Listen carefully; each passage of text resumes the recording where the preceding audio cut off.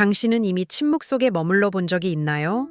기도하려 했지만 말이 전혀 나오지 않았던 순간을 아마도 당신은 오랫동안 믿음을 가져왔을지도 모릅니다.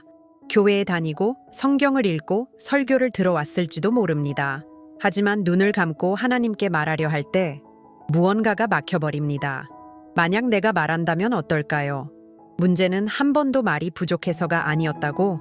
당신의 기도를 막고 있는 것이 영적인 약함이 아니라 기도에 대한 잘못된 생각이라면 비어있는 기도를 진짜 만남으로 바꾸는 비밀이 있습니다. 왕들을 울게 하고 죄인들이 들음을 받고 거절당한 여인들이 하늘을 움직이게 하며 하나님의 아들조차 피땀을 흘리며 순종하게 만든 그 비밀. 오늘 당신은 왜 어떤 기도는 천장에 부딪혀 사라지는 것처럼 보이는지, 그리고 왜 어떤 기도는 영원을 관통하는지 알게 될 것입니다. 끝까지 함께하세요. 마지막 열쇠는 당신의 기도 방식을 완전히 바꿔놓을 수도 있습니다. 영원히. 당신은 하나님을 믿습니다. 아마 10년, 20년, 30년 동안 수많은 설교를 듣고 성경을 여러 번 읽었을지도 모릅니다. 하지만 여전히 당신을 완전히 무장 해제시키는 순간이 있습니다. 바로 기도하려는 그 순간입니다. 눈을 감으면 침묵이 찾아옵니다. 평안한 침묵이 아닙니다. 어색한 침묵입니다. 말을 꺼내려 하지만 나오지 않는 그 침묵. 하나님, 그리고 그 다음은 없습니다. 마치 당신의 마음과 하늘 사이에 보이지 않는 벽이 있는 것처럼 교회에서는 다른 사람들이 아름답고 확신에 차 있고 잘 정리된 말로 기도하는 것을 듣습니다. 그들에게는 쉬워 보입니다. 자연스러워 보입니다. 그리고 어느 순간 당신은 자신을 비교하기 시작합니다. 나는 왜 안 될까? 내 믿음이 약한 걸까?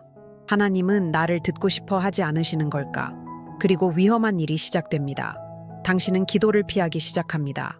큰 소리로 기도하는 것도, 사람들 앞에서 기도하는 것도, 때로는 혼자 기도하는 것조차 피하게 됩니다. 매번의 실패가 영적인 무능력함을 더 강하게 느끼게 만들기 때문입니다. 하지만 거의 아무도 하지 않는 질문이 있습니다. 만약 문제의 원인이 당신의 영성이 부족해서가 아니라 좋은 기도에 대한 잘못된 생각이라면 사람을 감동시키는 것과 하나님을 감동시키는 것 사이에는 조용한 차이가 있습니다. 그리고 그 차이가 모든 것을 바꿉니다. 예수님은 우리의 영적 논리를 완전히 뒤집는 이야기를 하셨습니다. 두 사람이 기도하기 위해 성전에 올라갑니다. 장소는 거룩하고 분위기는 엄숙합니다. 둘 다 옳은 곳에서 옳은 일을 하고 있습니다. 하지만 단 한 사람만 의롭다 하심을 받고 돌아갑니다. 첫 번째 사람은 서서 기도합니다. 자세는 당당하고 목소리는 확신에 차 있습니다. 그는 자신이 다른 사람들, 불의한 자들, 간음하는 자들, 죄인들과 같지 않음을 하나님께 감사드립니다. 그는 일주일에 2번 금식하고 모든 것에 11조를 드립니다. 그의 기도는 체계적이고 신학적으로 정확하며 도덕적으로 흠잡을 데 없습니다. 누가 들어도 이렇게 말할 것입니다. 정말 영적인 사람이네. 두 번째 사람은 멀리 서 있습니다. 중심으로 나아가지 않습니다. 눈도 들지 않습니다. 목소리도 높이지 않습니다. 그는 가슴을 칩니다. 깊은 고통의 표현입니다. 그리고 이렇게 말합니다. 하나님, 저를 불쌍히 여겨주십시오. 저는 죄인입니다. 서론도 설명도 논리도 없습니다. 그리고 예수님의 충격적인 선언이 이어집니다. 두 번째 사람이 의롭다 하심을 받고 집으로 돌아갔다. 종교적인 사람은 거절당했습니다. 마음이 깨어진 사람은 받아들여졌습니다. 왜일까요? 첫 번째 사람은 자기 자신에 대해 기도했습니다. 두 번째 사람은 자기 마음에서부터 기도했습니다. 한 사람은 자신의 이력을 내세웠고 다른 한 사람은 자신의 필요를 내놓았습니다. 여기서 모든 것이 달라지기 시작합니다. 하나님은 퍼포먼스에 응답하지 않습니다. 하나님은 진실에 응답하십니다. 그렇다면 말조차 만들 수 없을 때는 어떻게 해야 할까요? 의사가 아니라 선지자로부터 사형 선고를 받는다고 상상해 보십시오. 히스기야에게 실제로 일어난 일입니다. 신실한 왕이었고 개혁자였으며 성전을 회복시키고 백성을 하나님께로 돌이킨 사람이었습니다. 그런데 이런 말이 전해집니다. 집을 정리하라. 너는 죽을 것이다. 약속도 없습니다. 대안도 없습니다. 인간적인 희망도 없습니다. 성경은 히스기야가 벽을 향해 얼굴을 돌렸다고 말합니다. 그는 조언자를 부르지 않았습니다. 제사장들을 모으지 않았습니다. 연설도 하지 않았습니다. 사람들의 시선에서 벗어났습니다. 벽은 판단하지 않습니다. 벽은 웅변을 요구하지 않습니다. 그리고 그곳에서 아무도 보지 않는 자리에서 그는 울었습니다. 구조화된 기도가 아니었습니다. 정교한 시편도 아니었습니다. 부서진 마음이 하나님 앞에 쏟아진 것이었습니다. 성경은 놀라운 사실을 기록합니다. 선지자가 궁전뜰을 빠져나가기도 전에 하나님이 다시 돌려보내셨습니다. 내가 네 기도를 들었고 내 눈물을 보았다. 하나님은 그의 말을 강조하지 않으셨습니다. 눈물을 보셨습니다. 여기 첫 번째 열쇠가 있습니다. 기도는 철저한 진실함에서 시작됩니다. 무슨 말을 해야 할지 모르겠다면 그 사실을 그대로 말하십시오. 문장이 나오지 않는다면 감정을 내어놓으십시오. 믿음이 작게 느껴진다면 그 상태 그대로 들이십시오. 하나님은 완벽함을 요구하지 않으십니다. 진실에 응답하십니다. 오늘 당신에게 필요한 것은 단지 벽을 향해 얼굴을 돌리는 것일지도 모릅니다. 아무도 보고 있지 않은 그 자리에서 완전히 솔직해지는 것. 그렇다면 당신의 기도가 너무 짧고 너무 작고 거의 아무것도 아닌 것처럼 느껴질 때는 어떨까요? 다시 성전으로 돌아가 봅시다. 눈조차 들지 못했던 그 사람에게로. 그에게는 논리도 공로도 영적인 명성도 없었습니다. 오직 죄에 대한 자각만 있었습니다. 바리새인이 자신의 덕을 나열할 때 세리는 가슴을 쳤습니다. 그 문화에서 가슴을 치는 것은 깊은 애도의 표현이었습니다. 마치 내 안에 무언가가 죽어야 합니다라고 말하는 것처럼. 그리고 그는 5마디의 말을 합니다. 영원을 가르는 말입니다. 하나님, 저를 불쌍히 여겨주십시오. 원어에서 불쌍히 여겨달라는 말은 속죄의 의미를 담고 있습니다. 마치 이렇게 말하는 것과 같습니다. 하나님, 제가 스스로 할 수 없는 일을 저를 위해 해주십시오. 제가 지울 수 없는 것을 덮어주십시오. 이것이 모든 것을 바꿉니다. 그는 성공을 구하지 않았습니다. 보호를 구하지 않았습니다. 축복을 구하지 않았습니다. 용서를 구했습니다. 그리고 예수님은 바로 그 사람이 의롭다 하심을 받고 집으로 돌아갔다고 말씀하십니다. 두 번째 열쇠는 이것입니다. 하나님을 움직이는 것은 기도의 길이가 아니라 깊이입니다. 당신의 기도가 몇 초밖에 되지 않아 부끄러울지도 모릅니다. 더 많이 말해야 한다고, 더 잘 설명해야 한다고, 생각을 정리해야 한다고 느낄지도 모릅니다. 하지만 그 몇 마디가 진실하다면 그것으로 충분합니다. 짧지만 진실이 담긴 기도는 겸손이 없는 긴 말보다 하늘에서 더 무겁게 여겨집니다. 하지만 또 하나의 질문이 남습니다. 진실하게 기도했는데도 하늘이 여전히 침묵하는 것처럼 느껴질 때는 어떻게 해야 할까요? 기도를 모르는 것보다 더 어려운 것이 있습니다. 기도했는데 응답이 없는 것입니다. 한 외국 여인이 겪은 일이었습니다. 딸의 치유를 간절히 바랐던 그녀는 예수님의 소문을 듣고 달려가 발 앞에 엎드려 간청합니다. 그런데 예수님은 침묵하셨습니다. 아무 말도, 아무 반응도, 아무 행동도 없었습니다. 침묵은 거절보다 더 아픕니다. 거절은 끝이지만 침묵은 당신을 공중에 매달아 둡니다.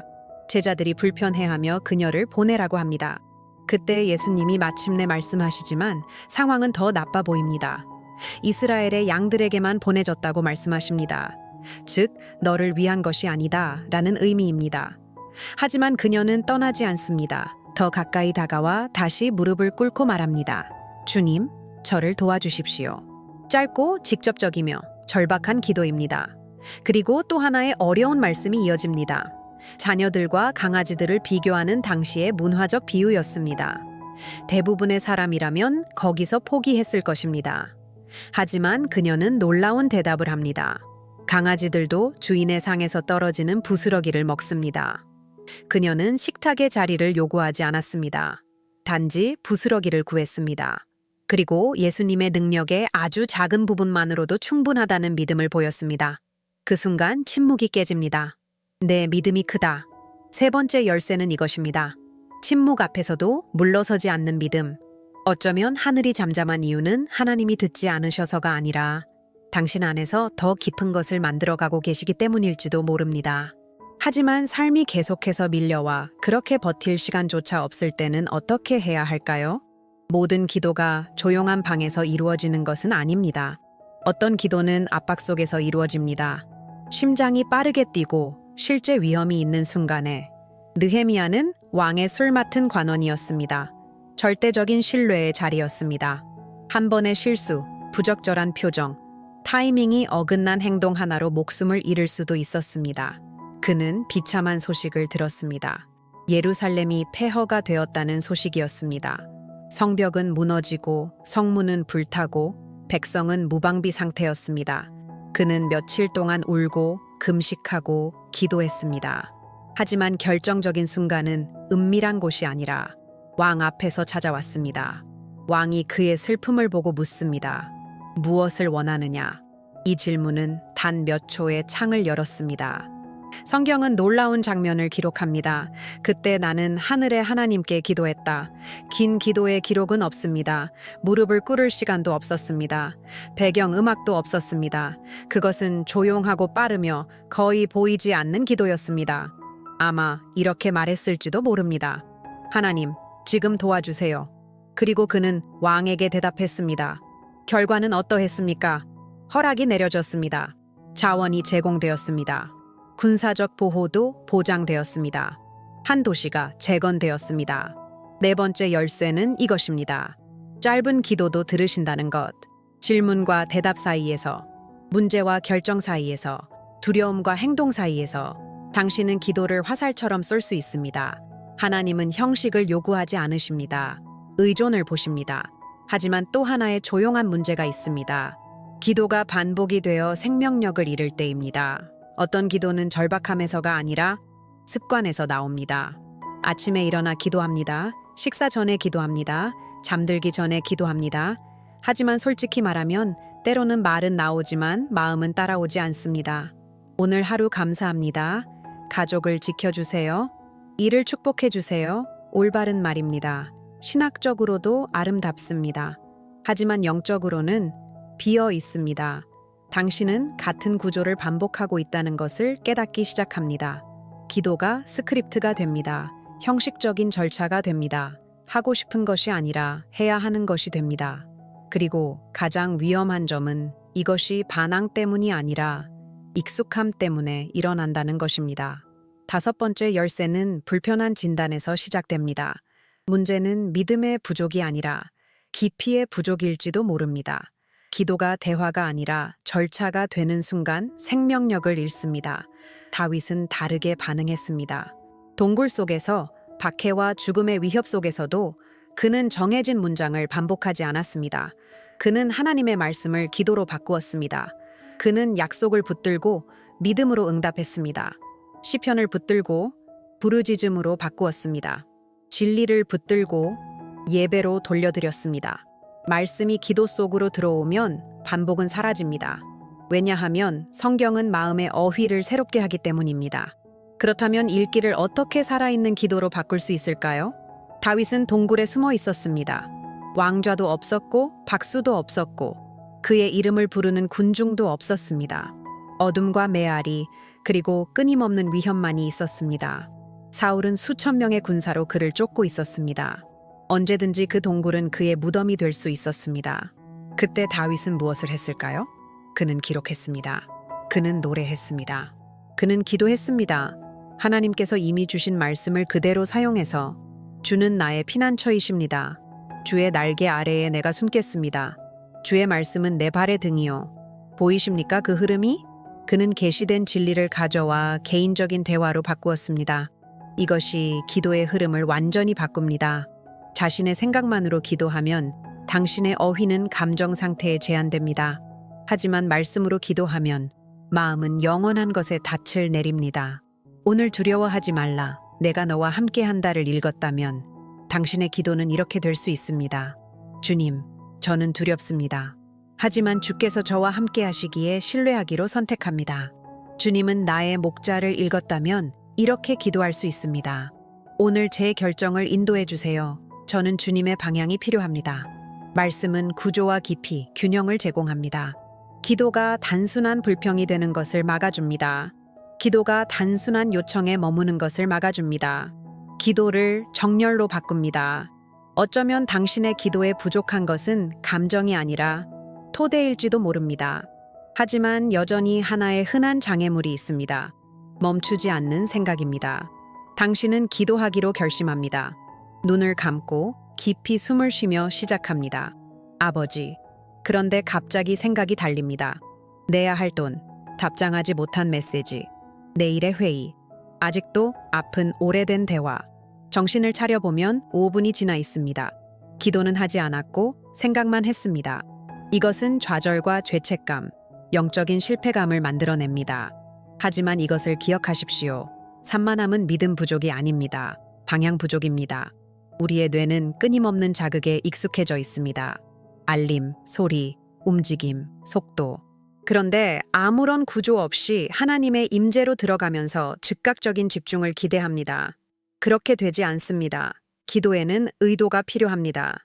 성경에는 정치적 압박, 죽음의 위협, 공개적인 음모 속에서도 흔들리지 않는 기도 생활을 유지한 사람이 있습니다. 감정적으로 더 강했기 때문이 아닙니다. 시스템을 만들었기 때문입니다. 그는 기분에 의존하지 않았습니다. 영감에 의존하지 않았습니다. 긴급함에 의존하지 않았습니다. 그는 규율에 의존했습니다. 그 규율은 사자굴 앞에서도 그를 지탱할 만큼 강력했습니다. 다니엘은 법령이 내려졌을 때 기도를 시작한 것이 아닙니다. 이미 기도하고 있었습니다. 제국의 관리들이 그의 삶에서 흠을 찾으려 했을 때 부패도, 불정직도, 행정적 실수도 찾지 못했습니다. 단 하나를 발견했습니다. 그는 규칙적으로 하나님께 기도하고 있었습니다. 그래서 함정을 만들었습니다. 30일 동안 왕 외에 다른 신에게 기도하는 사람은 사자굴에 던져지게 되는 법이었습니다. 왕에 대한 존경으로 포장된 사형 선고였습니다. 다니엘은 그 법령을 알게 되었습니다. 그리고 집으로 갔습니다. 성경은 그가 윗방으로 올라가 예루살렘을 향해 창문을 열고 하루 3번 하던 대로 무릎을 꿇고 기도했다고 말합니다. 이전과 똑같이 세부를 보십시오. 정해진 시간, 정해진 장소, 정해진 방향, 정해진 자세. 이것은 즉흥이 아니었습니다. 오랜 시간에 걸쳐 형성된 확신이었습니다. 그는 두려움 때문에 창문을 닫지 않았습니다.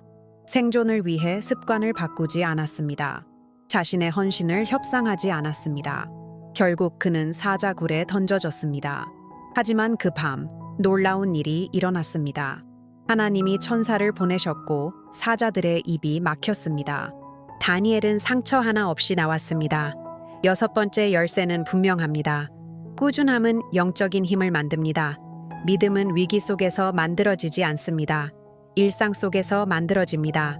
하지만 규율보다 더 깊은 것이 있습니다. 진실함을 넘어서, 인내를 넘어서, 구조를 넘어서 있는 것. 성경에는 기도가 단순한 요청이 아니라 고통 그 자체가 되는 순간이 있습니다. 십자가를 앞둔 마지막 밤, 예수님은 이미 알고 계셨습니다. 배신은 진행 중이었고 군인들은 움직이고 있었습니다. 십자가는 가능성이 아니라 확정된 현실이었습니다. 그는 겟세마네로 가십니다. 그 이름의 의미는 기름을 짜는 틀입니다. 올리브를 눌러 기름을 짜내는 곳. 그 밤 짓눌린 것은 열매가 아니라 하나님의 아들의 마음이었습니다. 3명의 제자를 데리고 가셨습니다. 깨어 있으라고, 함께 있어 달라고 요청하셨습니다. 내 마음이 심히 괴로워 죽을 지경이다. 이 말은 충격적입니다. 하나님의 아들이 극도의 고통을 경험하고 계십니다. 그는 조금 떨어져 나아가 땅에 엎드려 기도하십니다. 차분한 기도가 아닙니다. 고요하지 않습니다. 강렬하고 거칠고 있는 그대로입니다. 아버지, 할 수만 있다면 이 잔을 내게서 지나가게 하소서. 이 잔은 고통이었습니다. 단절이었습니다. 인류의 죄의 무게였습니다.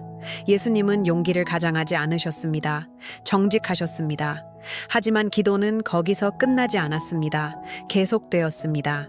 그리고 여기서 우리는 가장 깊은 열쇠에 도달합니다.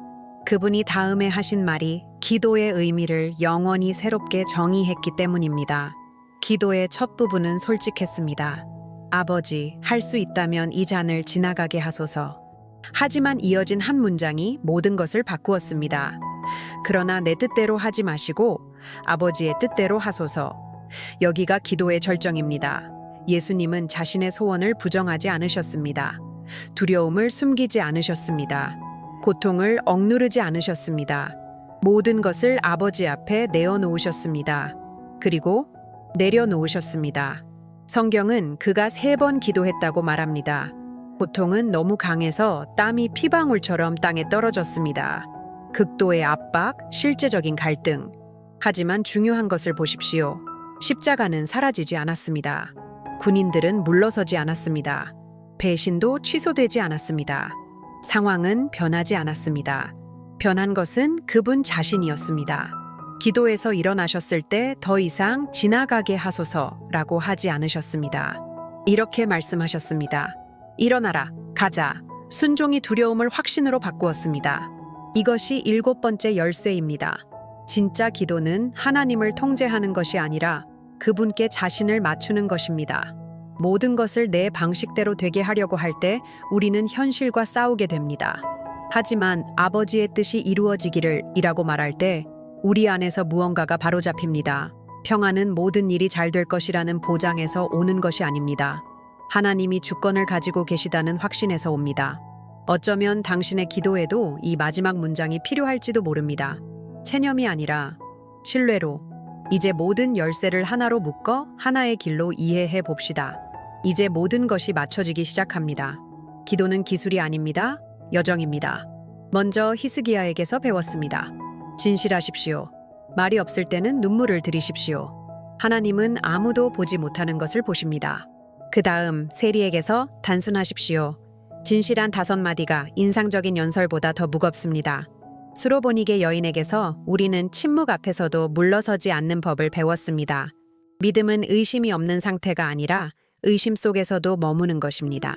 느헤미야는 단 3초도 거대한 결정을 움직일 수 있는 의존을 담을 수 있음을 보여주었습니다. 다윗은 말씀이 반복을 깊이로 바꾼다는 것을 보여주었습니다. 성경이 기도에 들어올 때 하늘은 더 이상 멀게 느껴지지 않습니다. 다니엘은 규율이 믿음을 지탱한다는 것을 드러냈습니다. 시간, 장소, 방향은 꾸준함을 만들고 꾸준함은 영적인 힘을 만듭니다. 그리고 마지막으로 예수님은 가장 높은 지점으로 우리를 이끄셨습니다. 순종. 기도는 하나님을 우리 뜻에 맞추는 것이 아니라 우리의 뜻을 그분께 굽히는 것입니다. 이 길이 보이십니까? 진실함, 단순함, 인내, 즉각적인 의존, 말씀 위에 토대, 규율, 순종. 이 7가지 열쇠는 따로 떨어진 단계가 아닙니다. 관계를 깊게 만드는 층입니다. 이제 묻고 싶습니다. 오늘 당신에게 가장 크게 다가온 것은 무엇입니까? 댓글에 이렇게 적어보세요. 내 마음을 가장 움직인 열쇠는. 그리고 원한다면 기도 제목도 함께 나누세요. 서로를 위해 기도합시다. 당신의 다음 기도는 지금부터 달라질 수 있습니다. 오늘 당신은 기도가 영적인 퍼포먼스가 아니라는 것을 알게 되었습니다. 말의 양이 아닙니다. 화려한 어휘가 아닙니다. 긴 시간이 아닙니다. 만남입니다. 모든 것은 진실함에서 시작된다는 것을 보았습니다. 벽 앞에 선 히스기야처럼 진실한 몇 마디가 하늘을 가른다는 것을 배웠습니다. 침묵이 버림이 아니라는 것을 이해했습니다. 단 3초도 충분할 수 있다는 것을 알았습니다.